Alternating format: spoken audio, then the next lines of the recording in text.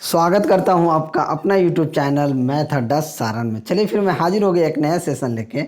इसके झा सर का रेलवे का ग्रुप डी का वॉल्यूम 2 जो प्रैक्टिस सेट है, उस प्रैक्टिस सेट का जीके जीएस का सेट नंबर 4 करने वाले हैं। तो चलिए, अगर आप हमारे चैनल पर नए हैं तो चैनल को सब्सक्राइब कर लीजिए और साथ ही साथ बेल आइकन को क्लिक कर लीजिए, प्रेस कर लीजिए बेल आइकन को, ताकि हम कोई भी वीडियो अपलोड करें तो उसका नोटिफिकेशन आप तक सीधा सीधा पहुंचता रहे। और इसका मैंने प्लेलिस्ट बना दिया है जीके प्लस जीएस इसके जा वॉल्यूम 2 के नाम से। तो आप वहां से जाके, अगर प्रैक्टिस सेट 3 तक नहीं देखा है तो आप जाके देख सकते हैं। तो चलिए बिना टाइम वेस्ट की क्लास को शुरू करते हैं। तो आज का पहला क्वेश्चन देखते हैं क्या है। आज का पहला क्वेश्चन है कि स्वतंत्रता के बाद रियासतों का एकीकरण में सबसे महत्वपूर्ण भूमिका किसके द्वारा निभाई गई थी। तो स्वतंत्रता के बाद जो रियासतों का एकीकरण में सबसे महत्वपूर्ण योगदान जो था वो सरदार वल्लभ भाई पटेल द्वारा निभाया गया था। तो ऑप्शन ए क्या हो जाएगा, आपका सही आंसर हो जाएगा। चलिए अगला क्वेश्चन देखते हैं। अगला क्वेश्चन है कि हर्षवर्धन की राजधानी कहाँ थी। तो हर्षवर्धन की राजधानी कन्नौज था। कहाँ था? कन्नौज था। तो ऑप्शन सी आपका सही आंसर हो जाएगा। देखिए, हर्षवर्धन ने 606 ईस्वी से 627 ईस्वी तक शासन किया था। यानी कि 606 ईस्वी से लेके 627 ईस्वी तक इसने शासन किया था। और नालंदा विश्वविद्यालय के अवशेषों की खोज की अगर बात की जाए, नालंदा की बात की जाए, इसके अवशेषों की खोज अलेक्जेंडर कनिंघम ने किया था। ठीक है। और हिंदू धर्म प्रयाग अगर बात की जाए, प्रयाग की बात करें तो हिंदू धर्म ग्रंथों में वर्णित प्रयाग स्थल पवित्रतम नदी गंगा और यमुना के संगम पर क्या है, स्थित है। ठीक है। चलिए अगला क्वेश्चन देखते हैं कि क्वेश्चन नंबर 3 क्या कहता है। 1922 ईस्वी में महात्मा गांधी ने असहयोग आंदोलन क्यों वापस लिया था। तो असहयोग आंदोलन वापस क्यों लिया गया था? क्योंकि क्या नाम है, चौरी चौरा, एक यूपी में चौरी चौरा जगह है, वहाँ के जो घटना घट गया था, चौरी चौरा कांड जो हो गया था, उसके बाद असहयोग आंदोलन को वापस ले लिया गया। किसके द्वारा? गांधी जी के द्वारा। तो चौरी चौरा में हिंसात्मक घटना के कारण वहाँ पे चौरी चौरा में क्या किया गया था कि एक पुलिस थाने को जला दिया गया था। उसी वक्त चौरी चौरा कांड, वही बहुत फेमस कांड है, ये यूपी का है और मैं यहाँ गया भी हूँ। तो असहयोग आंदोलन ये वापस ले लिया गया था। तो ऑप्शन सी क्या हो जाएगा, चौरी चौरा हिंसात्मक घटना के कारण। तो आपका सही आंसर हो गया। चलिए नेक्स्ट देखते हैं कि राज्य मानवाधिकार आयोग का अध्यक्ष होता है। राज्य मानवाधिकार का अध्यक्ष कौन होता है? तो ये आपका उच्च न्यायालय का सेवानिवृत्त मुख्य न्यायाधीश जो होता है, राज्य मानवाधिकार का आयोग का अध्यक्ष होता है। तो ऑप्शन सी क्या हो जाएगा, आपका सही आंसर हो जाएगा। राष्ट्रीय मानवाधिकार आयोग का जो हेड क्वार्टर है कहाँ है? दिल्ली में। ये क्वेश्चन एनटीपीसी में पूछा गया प्रश्न है कि राष्ट्रीय मानवाधिकार आयोग का मुख्यालय कहाँ है। तो ये नई दिल्ली में स्थित है। चलिए अगला क्वेश्चन देखते हैं। अगला क्वेश्चन है कि निम्नलिखित में से कौन संविधान सभा की व्यापार समिति के व्यवस्थापन के पहले अध्यक्ष थे। तो पहले अध्यक्ष थे कन्हैया लाल मानिकलाल मुंशी। तो ऑप्शन सी क्या हो जाएगा, आपका सही आंसर हो जाएगा। ये 31 दिसंबर 1929 ईस्वी को रात को 12 बजे जवाहरलाल नेहरू ने रावी नदी के तट पर नौगरही तिरंगा को फहराया था। यही कन्हैया लाल आपका क्या हो जाएगा, सही आंसर हो जाएगा। चलिए अगला क्वेश्चन देखते हैं कि पर्यावरण संरक्षण अधिनियम कब पारित किया गया था। तो पर्यावरण संरक्षण अधिनियम जो है वर्ष 1986 ईस्वी में इसे पारित किया गया था। तो ऑप्शन बी क्या हो जाएगा, आपका सही आंसर हो जाएगा। पर्यावरण संरक्षण अधिनियम 1986 ऐसा अधिनियम है जो जून 1972 में स्टॉकहोम में आयोजित मानव पर्यावरण पर संयुक्त राष्ट्र सम्मेलन में प्रभावित था। ठीक है। पर्यावरण जो 1986 का पर्यावरण संरक्षण अधिनियम भारत सरकार द्वारा भारतीय संविधान के अनुच्छेद 200 आर्टिकल 253 यानी अनुच्छेद 253 के तहत पारित किया गया। ये भी आप याद रखिएगा। नेक्स्ट, लेटेराइट मृदा आयरन और डैश से भरपूर होता है। तो लेटेराइट जो होता है मृदा आयरन और एल्युमिनियम से क्या होता है, भरपूर होता है। तो ऑप्शन सी क्या हो जाएगा, आपका सही आंसर हो जाएगा। अगला क्वेश्चन देखते हैं कि भारत में निम्नलिखित में से कौन सी नदी पश्चिम की ओर बहती है। तो पश्चिम की ओर कौन सी नदी बहती है, तो नर्मदा नदी जो है ये पश्चिम की ओर बहती है। तो ऑप्शन डी क्या हो जाएगा, आपका सही आंसर हो जाएगा। गोदावरी नदी दक्षिण भारत में पश्चिम घाट से लेके पूर्वी घाट तक बहती है। गोदावरी नदी दक्षिण भारत में पश्चिम घाट से लेके पूर्वी घाट तक बहती है। चलिए अगला क्वेश्चन देखते हैं कि कोयला किस चट्टान में पाया जाता है। तो कोयला जो होता है ये परतदार चट्टान में पाया जाता है। तो ऑप्शन बी क्या हो जाएगा, आपका सही आंसर हो जाएगा। चलिए अगला क्वेश्चन देखते हैं। क्वेश्चन नंबर 10, थोड़ा सा इसे जूम कर लेते हैं कि नागार्जुन सागर बांध किस नदी पर बनाया गया है। तो नागार्जुन सागर बांध जो है ये कृष्णा नदी पे बनाया गया है। ये कृष्णा आंध्र प्रदेश नागार्जुन बांध बनाया गया है। तो ऑप्शन ए क्या हो जाएगा, आपका सही आंसर हो जाएगा। नेक्स्ट, भारत में आयकर क्या है। तो भारत में आयकर प्रत्यक्ष एवं अनुपातिक है। क्या है, प्रत्यक्ष है और अनुपातिक है। तो ऑप्शन ए क्या हो जाएगा, आपका सही आंसर हो जाएगा। अधिनियम, अगर आयकर अधिनियम में कुल कितनी धाराएं हैं, तो 298 धाराएं हैं तथा 14 अनुसूचियाँ क्या है इसमें शामिल हैं। चलिए अगला क्वेश्चन देखते हैं। निम्नलिखित में से कौन सा उपाय मुद्रास्फीति की नियंत्रित करने में किया जा सकता है।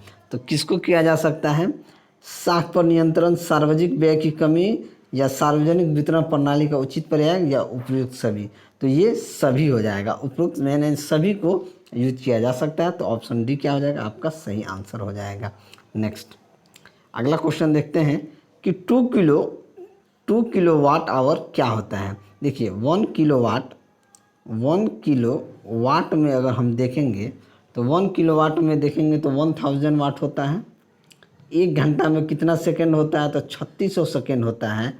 तो 2 किलोवाट में कितना हो जाएगा, 2 गुना 3600 गुना 1000, यानी कि ये हो जाएगा, या आप इसे लिख सकते हैं 7.2 इंटू 10⁶ जूल लिख सकते हैं। तो 7.2 इंटू 10⁶ जूल। तो ऑप्शन बी क्या हो जाएगा, आपका सही आंसर हो जाएगा। ठीक है, चलिए अगला क्वेश्चन देखते हैं कि 10 किलोग्राम वजन वाले सूटकेस को उठाकर एक प्लेटफॉर्म पर खड़े यात्री द्वारा किया गया कार्य क्या होगा। कार्य बराबर बल गुना बल के दिशा में विस्थापन होता है, यही होता है। अब 10 किलो का भार उठा लें चाहे 50 किलो का भार उठा लें, अगर खड़ा रहेंगे तो किया गया कार्य क्या हो जाएगा, 0 हो जाएगा। तो ऑप्शन बी आपका क्या हो जाएगा, सही आंसर हो जाएगा। नेक्स्ट देखते हैं कि निम्नलिखित, थोड़ा सा इसे भी नीचे करना होगा, कि निम्नलिखित में से कौन स्थितिज ऊर्जा के उदाहरण है। घर की छत पर रखी एक ईंट एक घड़ी की स्प्रिंग जब घूमती है, या संपीड़ित स्प्रिंग या जल आपूर्ति प्रणाली के तहत ऊंचे जलाशय में संग्रहित पानी। यानी हमसे पूछा है स्थितिज ऊर्जा क्या हो जाएगी। तो स्थितिज ऊर्जा मतलब कि किसी भी वस्तु में विशेष अवस्था या अपनी स्थिति के कारण जो ऊर्जा होती है वही स्थितिज ऊर्जा होती है। तो घर के छत पर रखा है एक ईंट, स्थितिज ऊर्जा में है। एक घड़ी की स्प्रिंग जब घूमती है तो स्थितिज ऊर्जा में है। संपीड़न, तो ये क्या हो जाएगा, ऑल ऑफ दीज, ये सारे जो होंगे ये सही आंसर हो जाएंगे, ए बी सी डी। तो ऑप्शन डी क्या हो जाएगा, आपका सही आंसर हो जाएगा। नेक्स्ट, अगला क्वेश्चन देखते हैं कि 25 डिग्री सेंटीग्रेड पर विभिन्न माध्यमों में ध्वनि की चाल के बारे में निम्नलिखित में से कौन सा कथन सही या गलत है। ध्वनि की चाल के बारे में, वायु में ध्वनि की चाल 346 मीटर पर सेकेंड होती है। जल में ध्वनि की चाल 1498 मीटर पर सेकेंड होती है। देखिए वायु में ध्वनि की चाल 346 मीटर होती है, ये भी सही है। और जल में ध्वनि की चाल 1498 मीटर पर सेकेंड होती है, ये भी सही है। इस प्रकार ये क्या हो जाएगा, दोनों कथन सही हो जाएंगे। तो तो ए और बी दोनों सही है, तो ऑप्शन बी क्या हो जाएगा आपका सही आंसर हो जाएगा। नेक्स्ट, एक समतल दर्पण के लिए छवि होती है, तो समतल दर्पण द्वारा बनाया गया प्रतिबिंब क्या होता है, उल्टा और आभासी होता है। ये समतल दर्पण है, आप यहाँ खड़ा हो जाइएगा तो आपका उल्टा दिखेगा, अब प्रतिबिंब क्या हो जाएगा उल्टा और आभासी होता है, तो आभासी और पार्श्व उल्टा, तो ऑप्शन डी क्या हो जाएगा आपका सही आंसर हो जाएगा। चलिए नेक्स्ट, वाहनों में अपनी व्यापक दृष्टि क्षेत्र के लिए कौन सा दर्पण पीछे देखने के लिए प्रयोग किया जाता है, तो वाहन में जो दर्पण योग किया जाता है पीछे देखने के लिए वो उत्तल किया जाता है, तो ऑप्शन ए क्या हो जाएगा सही आंसर हो जाएगा। चलिए अगला क्वेश्चन देखते हैं। अगला क्वेश्चन है कि विद्युत बल्ब के एक फिलामेंट द्वारा 3 मिनट में 0.8 मीटर एम्पियर की धारा खींची जाती है, तो परिपथ के माध्यम से प्रवाहित होने वाले आवेश क्या हो जाएगी। समय आपको दिया है इस क्वेश्चन में, टाइम कितना दिया है 3 मिनट। 3 मिनट को अगर हम सेकेंड में बदलें तो कितना हो जाएगा 180 सेकेंड हो जाएगा। धारा यानी कि आई कितना दिया है 0.8 एम्पियर दिया है।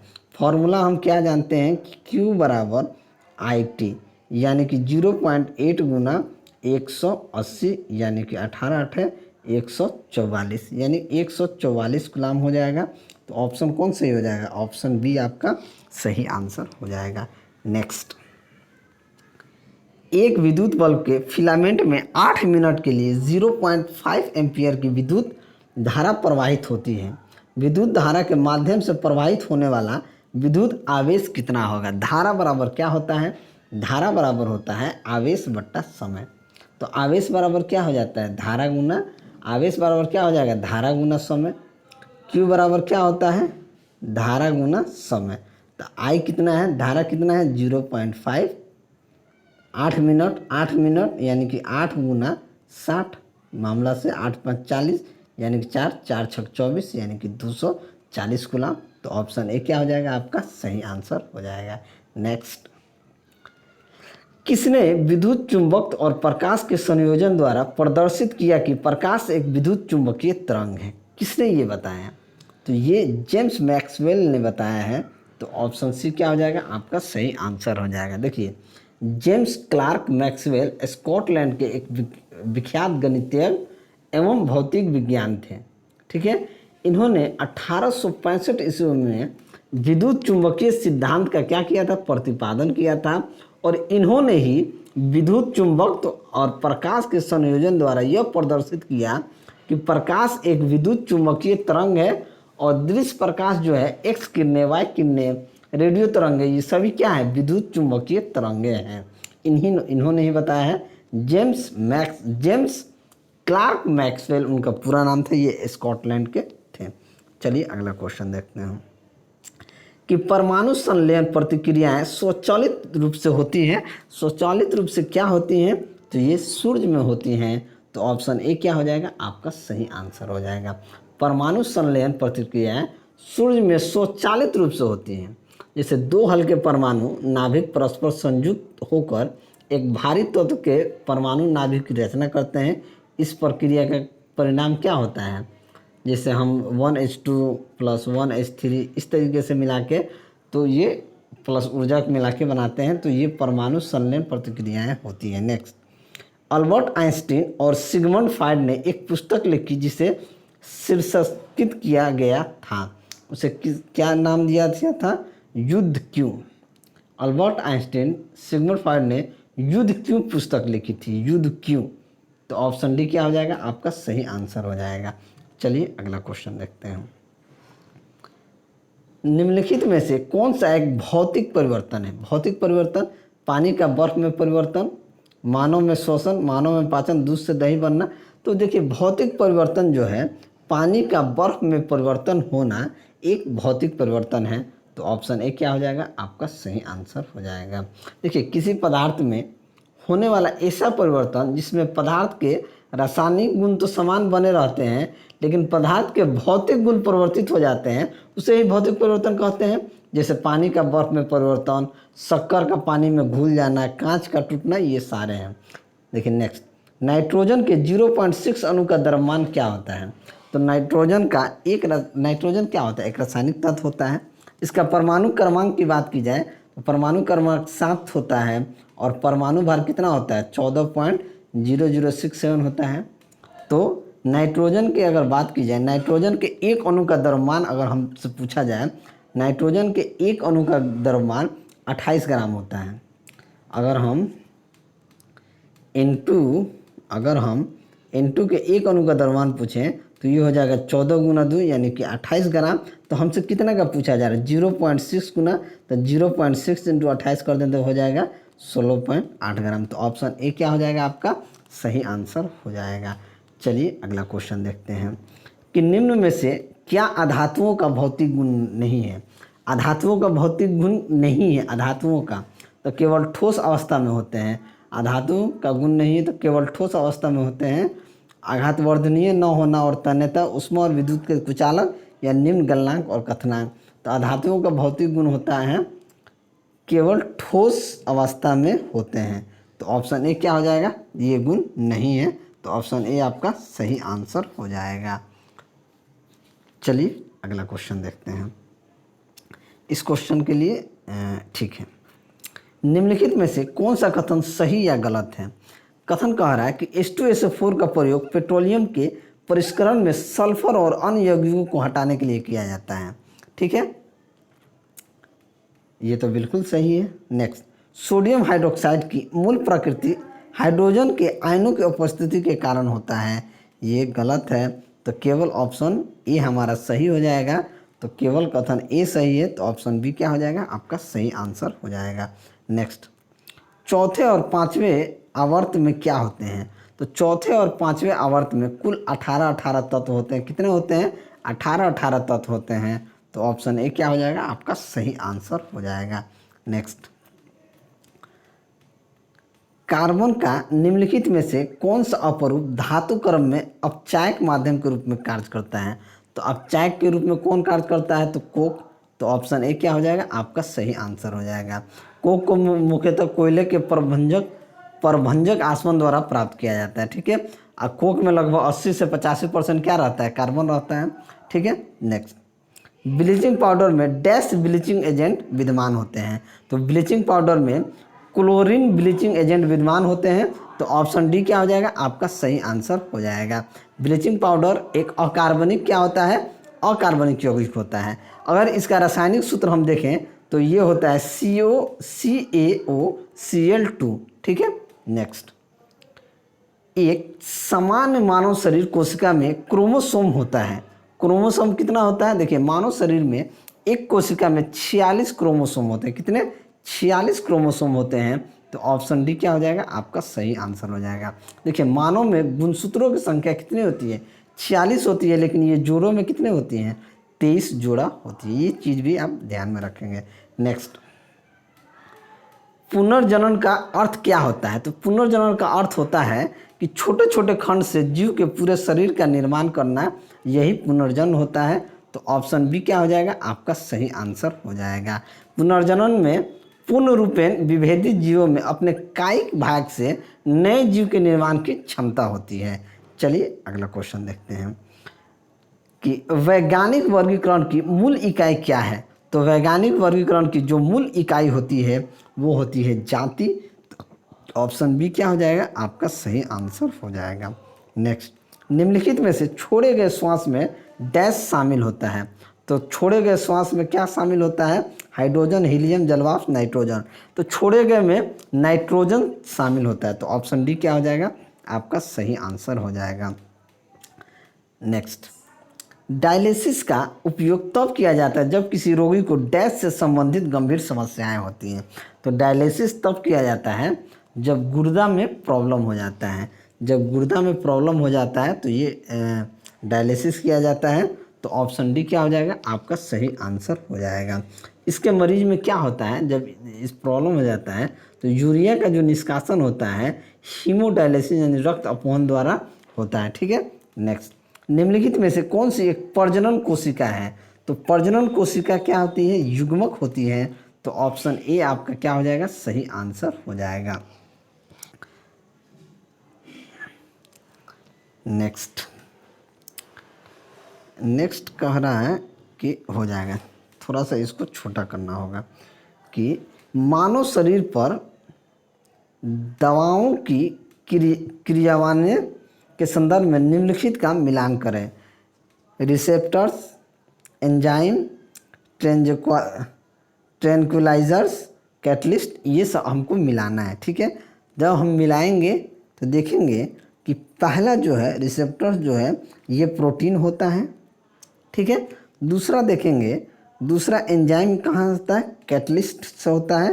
तो जब दो मिल गया तो तीसरा आपका बी से मिल जाएगा, यानी पहला का सी, दूसरा का ए, तीसरा का बी। तो ऑप्शन ए क्या हो जाएगा, आपका सही आंसर हो जाएगा। नेक्स्ट, माधव सिंह सोलंकी का निधन हो गया है, ये कौन थे? तो माधव सिंह सोलंकी का जो निधन हो गया है ये राजनीतिज्ञ थे। तो ऑप्शन सी क्या हो जाएगा, सही आंसर हो जाएगा।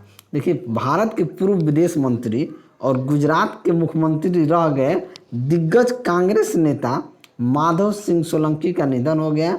जून 1991 से लेके मार्च 1992 तक ये भारत के विदेश मंत्री रहे और 1976 से 1990 के बीच 3 बार गुजरात के मुख्यमंत्री भी रहे हैं। ठीक है, नेक्स्ट, किस देश ने भारत के कोविड राहत प्रयासों के लिए रुपया 2113 करोड़ ऋण देने की घोषणा की है? तो ये किसने घोषणा की है? तो ये जापान ने। तो ऑप्शन सी क्या हो जाएगा, आपका सही आंसर हो जाएगा। अगला क्वेश्चन देखते हैं।